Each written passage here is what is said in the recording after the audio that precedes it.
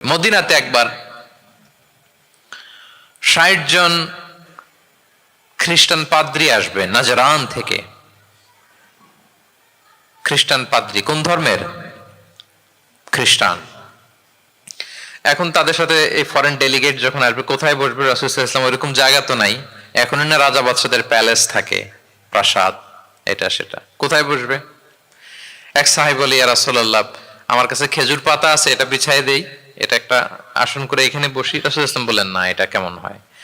আরেক দল বলে যে আমাদের তো একটু সূর্য হেলে গেলেই তো উহুদ পাহাড়ের ছায়া পাওয়া যায়, ওখানে নিয়ে বসি। রাসূল সাল্লাল্লাহু আলাইহি ওয়াসাল্লাম বললেন, না, এত দামি মেহমান, ওখানে বসা যায়? বলতে না বলতে ৬০ জন খ্রিস্টান পাদ্রী চলে আসছে। এখন রাসূল সাল্লাল্লাহু আলাইহি ওয়াসাল্লাম কোথায় বসতে দিবেন? উনি উপায়ন্তর না পেয়ে তাদের সবাইকে নিয়ে মসজিদে নববীর দরজা খুলে দিলেন। ৬০ জন খ্রিস্টানকে কোথায় ঢুকতে দিলেন? মসজিদে নববী।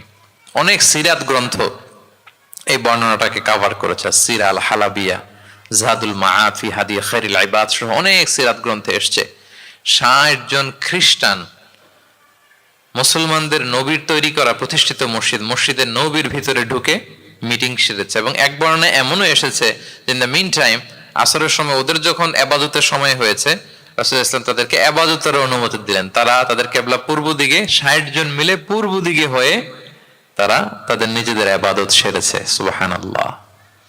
রাসূল সাল্লাল্লাহু আলাইহি ওয়াসাল্লাম এটা খ্রিস্টান না ইহুদি এটা কনসিডার করেন। রাসূল সাল্লাল্লাহু আলাইহি ওয়াসাল্লাম দেখেছেন তারা মানুষ। তারা কি? মানুষ। যেমনি মানুষ মনে করে এক ইহুদির লাশ দেখে তিনি দাঁড়িয়ে গিয়েছেন আলাইহিস সালাতু ওয়াসসালাম। তাহলে ইসলাম মানবতাকে গুরুত্ব দেয়।